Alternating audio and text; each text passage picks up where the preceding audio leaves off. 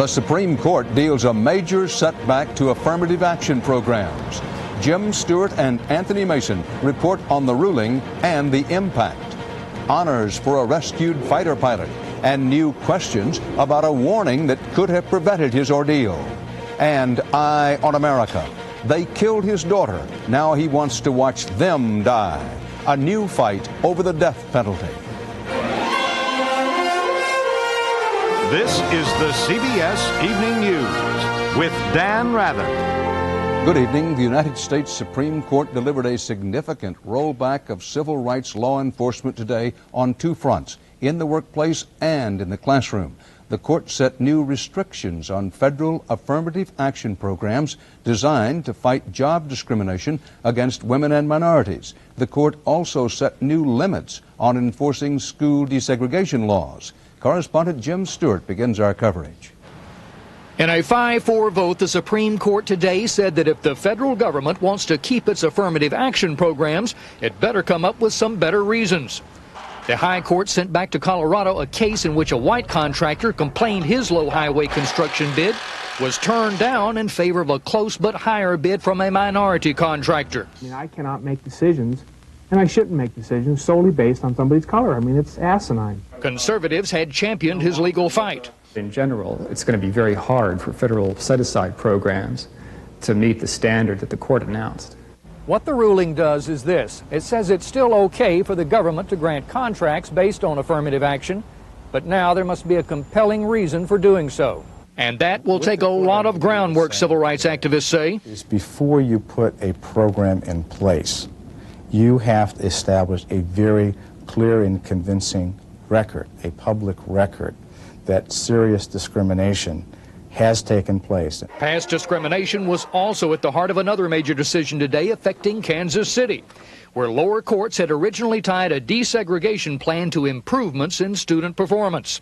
But Missouri complained it had spent $1.3 billion on the troubled school system and needed financial relief. The court agreed and ordered that case restudied as well. I suspect there will be substantial losses to the educational and social systems that the school district has been at the forefront in achieving in the last 10 years. Like the affirmative action case, Kansas City was also a 5-4 decision. Proof, say court watchers, that in matters of race, the conservatives on this court are winning the close ones. Jim Stewart, CBS News, Washington.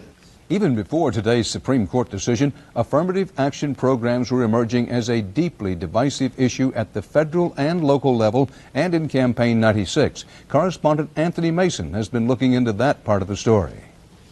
Anti-discrimination. Anti-minority. It is not. That's exactly what it is. For affirmative action, this is the next battleground, California, where two professors are trying to get a proposition on the ballot to eliminate affirmative action, where the State University Board of Regents, led by a black member, is moving to abolish it. I liken it to riding a bike.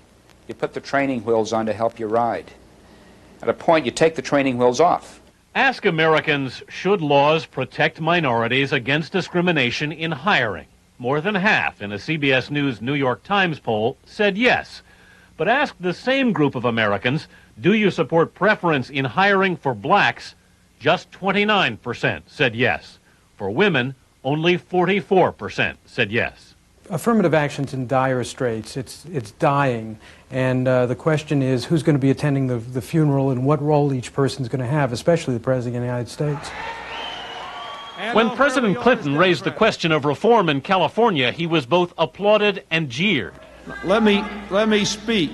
Don't scream. Let's talk. The president may find himself caught between popular opinion and the feelings of one of his key constituencies.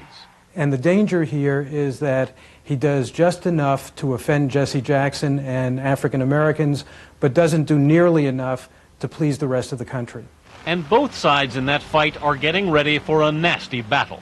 I really truly believe that the entire Republican campaign has been based on pushing those buttons that annoy Americans. The truth of the matter is that they don't feel comfortable with African Americans. But in fact, some African Americans are uncomfortable with affirmative action.